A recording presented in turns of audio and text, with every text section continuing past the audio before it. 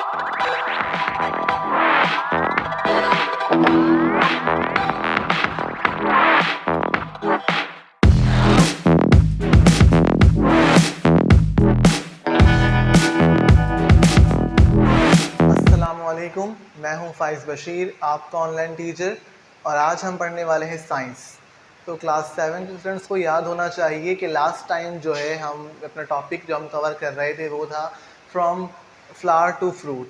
सही, कि किस तरह एक जो फूल होता है वो एक जो है वो फ्रूट में, एक फल में तब्दील हो जाता है। ये आपके पास जो एक फ्लावर है वही एक प्लांट का वो पार्ट होता है जो रिस्पॉन्सिबल है किसका, रिप्रोडक्शन का। सही, तो हमने देखा था कि हमारे पास जो एक फ्लावर के 4 पार्ट्स होते हैं, कैलिक्स, क्रोला, एंड्रोशियम एंड गैनेशियम। तो आपके पास एंड्रोशियम जो मेल पार्ट है और गैनेशियम जो फीमेल पार्ट है वही रिस्पॉन्सिबल है इस चीज़ के। सही, जिन्हें स्टेमेंस और कार्पल भी कह रहे थे हम। सही, हमने कहा था कि यहाँ पे पॉलन ग्रेन्स होते हैं स्टेमेंस के अंदर और स्टेमेंस से वो ट्रांसफर हो जाते हैं किसमें, स्टिग्मा में, यानी फीमेल पार्ट के अंदर। और इस वजह से हम कहते हैं पॉलिनेशन। पॉलिनेशन के बाद ये अभी दोनों मेल फीमेल सेल्स जब फ्यूज़ होते हैं तो इससे कहते हैं फर्टिलाइजेशन। इसके नतीजे में एक जो है वो एम्ब्रियो बन जाता है जो बाद में जाकर सीड बन जाता है, और बाहर की जो ओवरी है पूरी वो क्या बन जाती है, वो पूरा एक फ्रूट बन जाती है। अब होता अगर ये है कि अगर ये जो सीड है जो फ्रूट के अंदर मौजूद है, जो इसमें एम्ब्रियो मौजूद है, जो जिम्मेदार है प्लांट नस्ल को आगे बढ़ाने का, अगर ये बीज जो है उस फल के अंदर ही रह जाएगा तो ये ख़राब हो जाएगा। सही, और जो प्लांट की लाइफ है वो वहीं रुक जाएगी। प्लांट का जो लाइफ साइकिल है वो कंटिन्यू नहीं रहेगा, वो तो वहीं रुक जाएगा अगर ये सीड बाहर नहीं आया और जर्मिनेट नहीं हुआ। सही, तो ये बहुत ज़रूरी है कि उस फ्रूट के अंदर जो सीड मौजूद है वो बाहर आए और ज़मीन के अंदर उसको बो दिया जाए और उससे फिर एक नया प्लांट जो है वो प्रोड्यूस करे जहाँ से वो आया था। अगर ऐसा नहीं होगा तो प्लांट की जो लाइफ साइकिल है वो स्टॉप हो जाएगी, फिर वो प्लांट जो है वो दोबारा प्रोड्यूस नहीं हो सकता। सही, अगर मैंगो का बीज है तो मैंगो दोबारा प्रोड्यूस नहीं हो सकता। तो ये बहुत ज़रूरी है कि मैंगो का जो सीड है उसको ज़मीन में बोया जाए ताकि एक और मैंगो प्लांट जो है वो प्रोड्यूस हो। इस तरह ये नस्ल नस्ल की कहानी चलती रहे।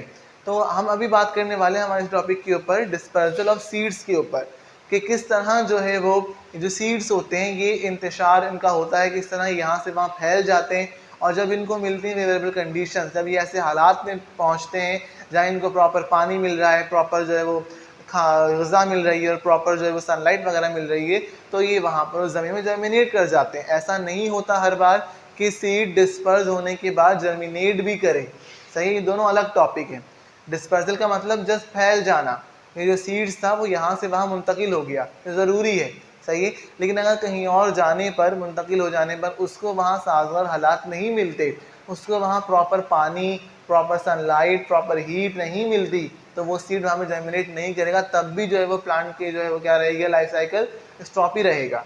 सही है, अभी हम सिर्फ ये बात कर रहे हैं कि ये जो सीड्स हैं, सही है, ये कैसे जो है वो ट्रांसफ़र हो जाते हैं यहाँ से वहाँ।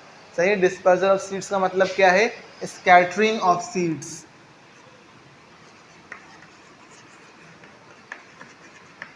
Scattering of seeds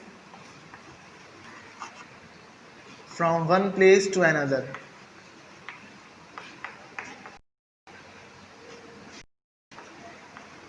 कि जो बीज हैं ये एक मुकाम में दूसरे मुकाम पर जाकर फैल जाएं तो इसे हम क्या कहेंगे, डिस्पर्सल ऑफ सीड्स कहेंगे। डिस्पर्सल ऑफ सीड्स के लिए आपके पास डिफरेंट जो आपके पास इन्वॉल्व है यहाँ पे मीडियम या पैरामीटर्स जिनके थ्रू ये करवाई जाती है या हो जाती है। सही है, आपके पास डिस्पर्स एक सीड क्या है, डिस्पर्स हो सकता है तो बाय एयर। पहला तो जो आपके पास एयर ही है।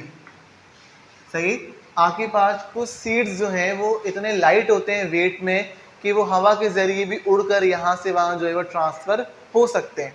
कुछ सीड्स जो हैं वो इतने लाइट हैं कि वो हवा के ज़रिए यहाँ से वहाँ ट्रांसफ़र हो जाते हैं। उनका वेट बहुत लाइट होता है, तो वो हवा जब चलेगी बहुत ज़्यादा विंड के थ्रू जो है वो, या एयर के थ्रू, सॉरी यहाँ बाय विंड होना चाहिए था। सही, बाय विंड, तो हवा के ज़रिए जो है वो यहाँ से वहाँ ट्रांसफ़र हो सकते हैं, या बाय वाटर। कुछ सीड्स जो हैं वो पानी के ज़रिए जो है वो ट्रांसफ़र हो सकते हैं। अगर वो प्लांट से अपने निकल गए हैं, डिटेच हो गए हैं, तो वाटर के ज़रिए जो है वो प्लांट पानी के ज़रिए जो है वो कहीं और पहुँच जाएंगे। ये आपके पास बाय एनिमल, कोई जानवर वहाँ पे मौजूद था, कोई बर्ड था वहाँ पे, या कोई दूसरा कोई जानवर जिसकी बॉडी को चिपक के वो यहाँ से वहाँ ट्रांसफ़र हो सकते हैं कहीं और। तो यहाँ के बाद कुछ जो है वो पैरामीटर्स हैं जो जिससे डिस्पर्जन होती है। डिस्पर्जन के जिम्मेदार जो हैं वो ये 3-4 चीज़ें हैं जो सीड्स को डिस्पर्स करवाती हैं। या तो वो हवा के ज़रिए हो जाएगा, या फिर वो जो पानी के ज़रिए, या फिर जो है वो किसी एनिमल्स के थ्रू जो है एक सीड यहाँ से वहाँ ट्रांसफ़र हो जाता है।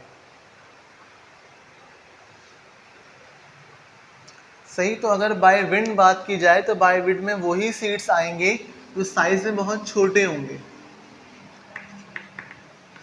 सही, और वजन में बहुत हल्के होंगे।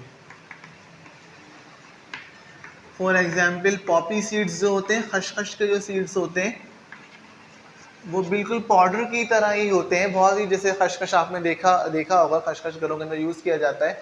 तो उसके सीड्स जो होते हैं वो बहुत ही लाइट होते हैं, बहुत ही बारीक बारीक होते हैं। तो वो जब जो है वो अटैच है अपने प्लांट से, तो जब हवा बहुत तेज़ चलेगी, जब वो जो उनका जो खोल है जिसके अंदर वो सीड्स मौजूद हैं, जब वो हिलेगा तो वो सीड्स हवा के ज़रिए यहाँ से वहाँ जो है ट्रांसफ़र हो जाएंगे। अब हवा के ज़रिए वो कहीं भी पहुँचें, अगर वहाँ कंडीशन फेवरेबल है तो वो जर्मिनेट कर देते हैं, अदरवाइज वो वहाँ ऐसे ही डेड हो जाते हैं। सही है। वाटर के जरिए बात करें तो कोकोनट बड़ी अच्छी इसकी एग्जाम्पल हो जाएगी। कोकोनट जो है आपके पास एग्जाम्पल है किसकी, बाय वाटर डिस्पर्सल की। सही है। आपने देखा होगा कि जब समुद्र के किनारे देखते हैं तो हमें अक्सर बहुत सारे कोकोनट ट्री मिलते हैं। सही। तो क्या वो किसी ने उगाए थे?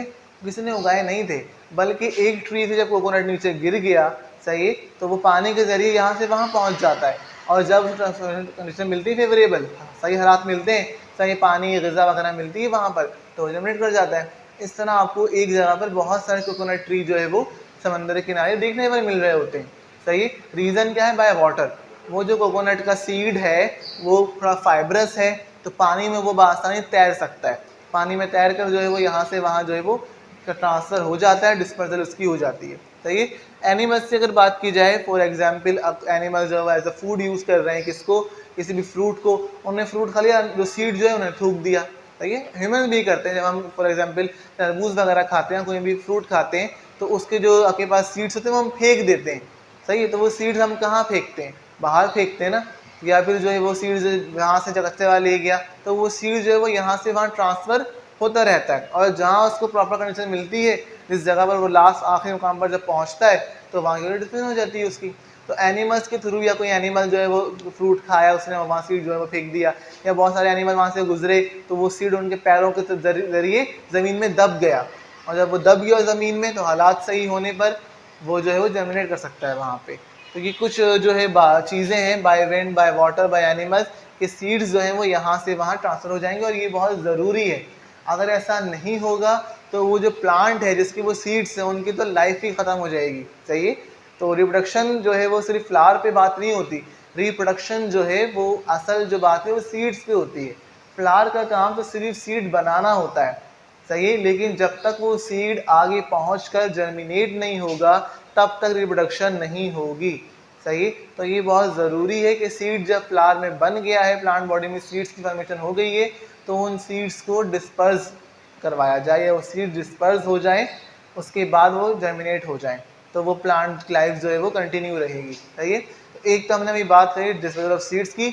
हमारा अगला टॉपिक यही है कि आपके पास हम किसकी बात करेंगे, अब हम बात करेंगे आपके पास जर्मिनेशन ऑफ सीड की, कि एक सीड, एक बीज जो डिस्पर्स हो गया, अब वो क्या होगा, जर्मिनेशन का प्रोसेस करेगा, जर्मिनेट होगा, और एक नया प्लांट जो है वो वहाँ पे प्रोड्यूस करेगा जहाँ पे वो डिस्पर्स हुआ था। अभी हम डिस्कस करने वाले हैं जर्मिनेशन को।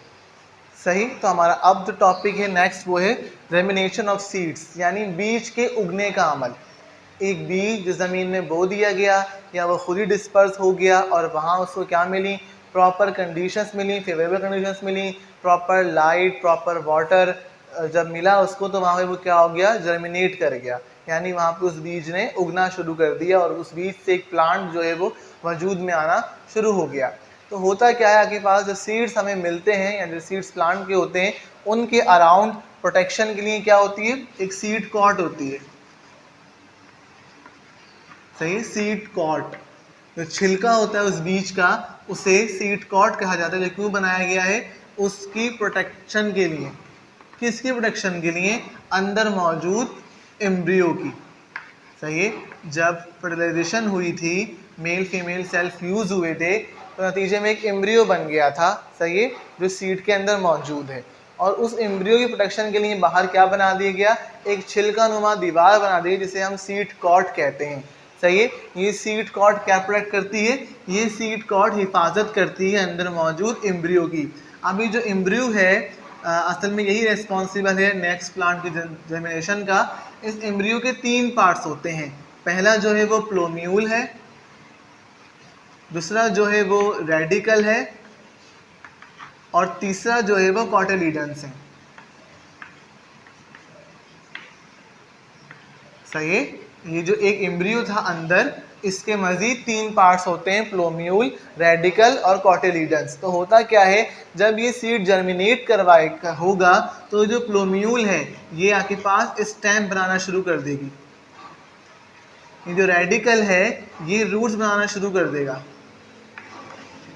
सही है। और कॉटिलीडन्स जो है एक्चुअली यही वो इस एम्ब्रियो की कवरिंग है जिसके अंदर जो है एक बेबी प्लांट मौजूद है जहाँ से ये चीज़ें निकलती हैं। इसके साथ में 2 तरह के सीड होते हैं। कुछ सीड्स होते हैं मोनोकॉट जिसके अंदर सिंगल कॉटिलीडन होता है, और कुछ होते हैं डाइकॉट जिसके अंदर 2 होते हैं, सही है। फॉर एग्जाम्पल चने की अगर बात की जाए, चना क्या है, डाइकॉट, उसमें आपको 2 पार्टीशन मिल जाते हैं, सिंपल। और जहाँ नहीं मिलते वो क्या है, आपके पास मोनोकॉट सीड्स होते हैं, सही है। तो ये आपके पास सीड्स के कुछ एम्ब्रियो के कुछ पार्ट्स हैं जो आपके पास जर्मिनेशन किस तरह से करवाएंगे आपके पास किसी भी सीड की। तो ज़मीन में आपने उसको बो दिया है, ज़मीन के अंदर सीड्स मौजूद है, तो वो सीड पहले तो सीड कॉट फटेगी, सही है। जब आपको जो पानी आप दे रहे हैं उस सीड को, वो पानी जाकर उस सीड कॉट को नरम करेगा, जो छिलका है सख्त उस सीड का, उस बीज का, उसको नरम करेगा, सही है। जो सनलाइट हमें मिल रही है उससे वो फूड बना लेगा, या फिर आपके पास उससे वो जो है वो सांस ले लेगा जो सीड से। जब वो पानी उसको नरम कर देगा तो वो फट जाता है, सही है। फूलने पर वो सीड क्या होती है, सीड कॉट फट जाती है। अब अंदर से जो एम्ब्रियो है वो बाहर आ जाता है। अब जो अंदर एम्ब्रियो है उसका जो प्लोम्यूल पार्ट है वो बनाएगा स्टैंड, और वो ग्रो करेगा ऊपर की तरफ। फॉर एग्जाम्पल अभी सीड जो है वो फट चुका है, सही है, तो ये वाला जो पार्ट है ये स्टेम बना लेगा, और ये वाला जो पार्ट नीचे वाला वो रेडिकल बना लेगा, जिससे रूट्स बन जाएंगी, सही है। तो इस तरह से जो है वो एक सीड जो है वो जर्मिनेट करता है, और उसमें से एक साइड से जो है वो निकलती है स्टेम, ज़मीन के ऊपर की तरफ ग्रो करती है, जबकि दूसरी तरफ से निकलती है रूट्स, ज़मीन नीचे की तरफ ग्रो करती है। और यही और रूट और स्टेम जो है वो प्लांट के 2 मेजर पार्ट होते हैं, सही है। इस तरह से जो है आपके पास एक सीड जो है जर्मिनेट करता है। अब आपने यहाँ पर एक काम ये करना है कि 2 एक्टिविटी आपकी बुक में दी गई हैं, एक तो डिस्पर्जल की और एक तो जो है वो टर्मिनेशन की। आपने करना ये है कि एक लिस्ट तैयार करनी है सीड्स की, और साथ में ये भी लिखना है कि आपके पास वो सीड्स किस तरह डिस्पर्स हो रहे हैं। फॉर एग्जाम्पल आपने डिफरेंट टाइप की सीड्स की एक लिस्ट बनानी है, और सामने लिखते जाना है वे ऑफ डिस्पर्सन, कि आपके पास ये किस तरह से, ये हवा के ज़रिए डिस्पर्स होते हैं, ये पानी के ज़रिए डिस्पर्स होते हैं, या फिर जो है ये किसी एनिमल के थ्रू डिस्पर्स किए जा रहे हैं। तो आपने एक लिस्ट प्रिपेयर करनी है डिफरेंट टाइप की सीड्स की, जिसमें आप ये नोट कर लें इस बात को कि ये डिस्पर्जन इस सीड्स की कैसे होगी, सही। देन आपकी एक्टिविटी ये है कि आपने एक लिस्ट बनानी है मोनोकोट सीड्स की एंड डाइकोट सीड्स की, सही है। आपने एक लिस्ट प्रिपेयर करनी है, आपके पास डिफरेंट टाइप के सीड्स मौजूद हैं, तो आपने एक लिस्ट बनानी है उस सीड्स को देखते हुए कि ये वाला सीड जो है वो मोनोकोट होगा, ये वाला सीड जो है वो डाइकोट होगा। इस तरह एक लिस्ट प्रिपेयर करनी है कि मोनोकोट सीड्स के नाम एक तरफ लिख लेने हैं और डाइकोट सीड्स के नाम एक तरफ लिख लेने हैं, सही है। तो ये 2 आपकी एक्टिविटी हैं, आपकी बुक में ही मौजूद है, वहाँ पे देख सकते हैं। अदरवाइज मैंने समझा भी दिया है आपको किस तरह ये काम करना है। तो आज हम यहीं तक रखते हैं कि आपके पास जो है वो किस तरह से ये चीज़ होगी, डिस्पर्जल किस तरह से होता है और एडमिशन किस तरह से होता है। आपने अपना होमवर्क और क्लास वर्क कंप्लीट करना है, और उसके बाद जो है आपने जो है वो इस जो एक्टिविटी आपको बताई है उसको कंप्लीट करना है। ये बहुत इंटरेस्टिंग एक्टिविटी है, आपको नॉलेज में इजाफा होगा, आपको मालूमात फराहम हो जाएगी इस चीज़ से कि सीड्स कैसे कैसे होते हैं, किस सीड के पार्टीशन 2 हैं, तो डाइकॉट नहीं है तो मोनोकॉट, सही। तो आज के लिए अल्लाह हाफिज़। Okay students, it's your class work time. और अब बारी है आपके होमवर्क की।